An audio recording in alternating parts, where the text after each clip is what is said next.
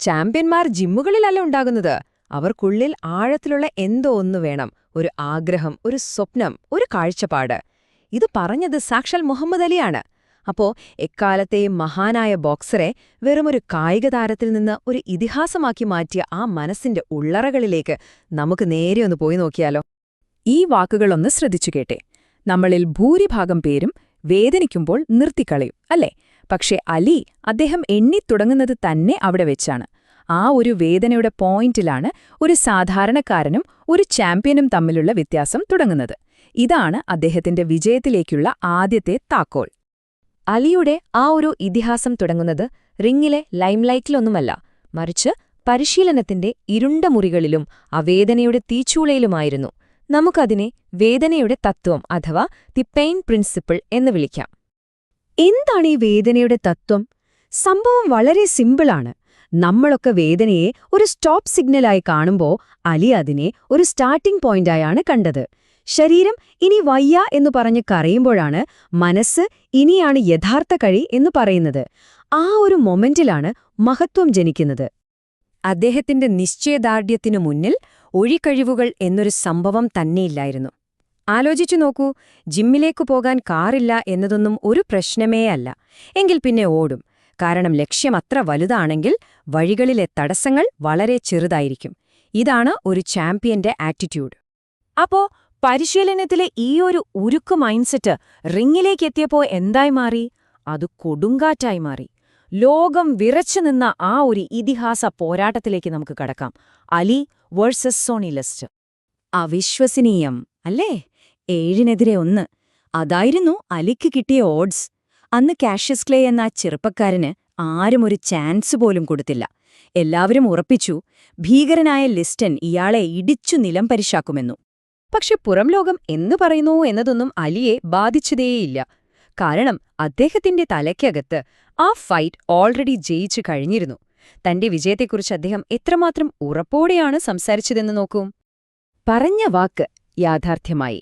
6ാം റൗണ്ടിൽ അജയ്യൻ എന്ന ലോകം കരുതിയ ലിസ്റ്റൺ കീഴടങ്ങി. ലോകം മുഴുവൻ ഞെട്ടി. പക്ഷെ അത് വെറുമൊരു തുടക്കം മാത്രമായിരുന്നു കേട്ടോ. താൻ പറയുന്ന കാര്യങ്ങൾ യാഥാർത്ഥ്യമാക്കുക എന്നത് അലിയുടെ ജീവിതത്തിലെ ഒരു ശീലമായി മാറാൻ പോകുകയായിരുന്നു. പക്ഷേ അറിയാമോ, അലിയുടെ ജീവിതത്തിലെ ഏറ്റവും വലിയ പോരാട്ടം നടന്നത് റിങ്ങിനു പുറത്തായിരുന്നു. അത് സ്വന്തം ഐഡന്റിറ്റിക്കു വേണ്ടിയും പേരിനു വേണ്ടിയും നിലപാടുകൾക്കു വേണ്ടിയുമായിരുന്നു. അതിനദ്ദേഹം കൊടുത്ത വില ആ ബോക്സിംഗ് കിരീടത്തേക്കാൾ എത്രയോ വലുതായിരുന്നു. കാഷ്യസ് ക്ലേ എന്ന പേര് അദ്ദേഹം ഉപേക്ഷിച്ചു. അതൊരു വെറും പേരുമാറ്റമായിരുന്നില്ല. അത് അടിമത്തത്തിന്റെ ചരിത്രത്തെ തള്ളിക്കളയുകയായിരുന്നു. മുഹമ്മദ് അലി എന്ന സ്വതന്ത്ര വ്യക്തിത്വത്തിന്റെ ഒരു പ്രഖ്യാപനമായിരുന്നു അത്. എന്നിട്ടാണ് ആ ചരിത്ര നിമിഷം വരുന്നത്.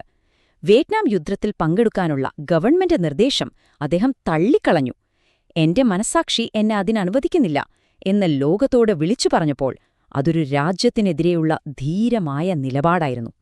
അപ്പോ ഈ ഒരു ധീരമായ നിലപാടിന് അദ്ദേഹം കൊടുത്ത വിലയെന്നൊക്കെയാണെന്നറിയാമോ? ലോക ഹെവി വെയ്റ്റ് കിരീടം, ബോക്സിംഗ് ലൈസൻസ്, കരിയറിലെ ഏറ്റവും നല്ല പ്രൈം ടൈം, സമ്പാദ്യം, എല്ലാം നഷ്ടപ്പെട്ടു. പക്ഷേ തന്റെ ആത്മാഭിമാനം അദ്ദേഹം പണയം വെച്ചില്ല. വർഷങ്ങളുടെ വിലക്കിനു ശേഷം അലി തിരിച്ചുവന്നു. പക്ഷേ അത് പഴയ അലിയായിരുന്നില്ല. ഇത്തവണ അദ്ദേഹം പോരാടിയത് തനിക്കു വേണ്ടി മാത്രമല്ല, ഒരു ജനതയ്ക്കു വേണ്ടിയായിരുന്നു. ജനങ്ങളുടെ ചാമ്പ്യന്റെ ഉദയം. ഒന്ന് കേട്ടുനോക്കൂ, അദ്ദേഹത്തിന്റെ ലക്ഷ്യം എത്രമാത്രം മാറിയെന്ന്. ഇത് കിരീടത്തിനു വേണ്ടിയായിരുന്നില്ല, പണത്തിനു വേണ്ടിയുമായിരുന്നില്ല. തെരുവിലൊരു പ്രതീക്ഷയുമില്ലാതെ കഴിഞ്ഞിരുന്ന തന്റെ കമ്മ്യൂണിറ്റിക്കു വേണ്ടിയുള്ളൊരു പോരാട്ടമായിരുന്നു അത്. ആ പോരാട്ടത്തിനൊരു പേരുണ്ടായിരുന്നു, റംബിൾ ഇൻ ദ ജംഗിൾ. എതിരാളി ആരാണെന്നോ? Young, powerful knockout king George Foreman. വീണ്ടും അലിയൊരു അണ്ടർഡോഗായി മുദ്രകുത്തപ്പെട്ടു. ചരിത്രം ആവർത്തിക്കുമോ? റൗണ്ടുകളിങ്ങനെ കഴിഞ്ഞു പോകുമ്പോഴും അലിക്ക് നല്ല ഇടി കിട്ടിക്കൊണ്ടിരിക്കുകയാണ്. റോപ്പിൽ ചാരി നിന്ന് ഫോർമാന്റെ ഭീകരമായ ഇടികൾ മുഴുവൻ ഏറ്റുവാങ്ങുന്നു. ലോകം ശ്വാസമടക്കി പിടിച്ചു നിന്നു. അലി തോൽക്കുകയാണോ? അദ്ദേഹത്തിന്റെ കാലം കഴിഞ്ഞു. പക്ഷേ ഫോർമാൻ ക്ഷീണിച്ചു തുടങ്ങിയപ്പോൾ ഇടിയേറ്റ് തളർന്നെന്ന് ലോകം കരുതിയ ആ മനുഷ്യൻ എതിരാളിയുടെ കാതിൽ ഒന്ന് മന്ത്രിച്ചു. ഇത്രയുള്ളൂ നിന്റെ കയ്യിൽ ജോർജ്?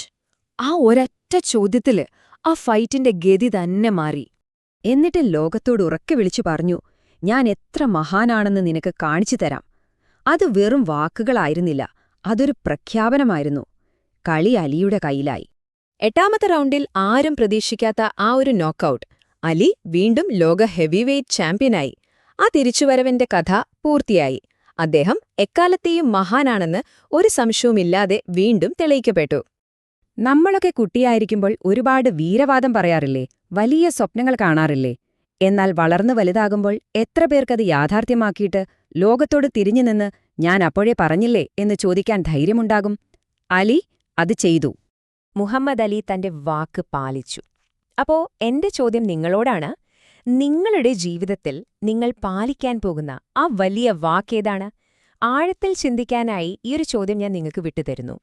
ഈ വിശകലനത്തിൽ എന്നോടൊപ്പം ഉണ്ടായിരുന്നതിന് ഒരുപാട് നന്ദി. അലിയുടെ ജീവിതത്തിൽ നിന്ന് നിങ്ങൾക്ക് പ്രചോദനം കിട്ടിയെങ്കിൽ തീർച്ചയായും ഈ വീഡിയോ ലൈക്ക് ചെയ്യുക. ഇതുപോലുള്ള കൂടുതൽ ഉള്ളടക്കങ്ങൾക്കായി ഈ ചാനൽ സബ്സ്ക്രൈബ് ചെയ്യാനും മറക്കരുത്. അടുത്ത തവണ കാണാം.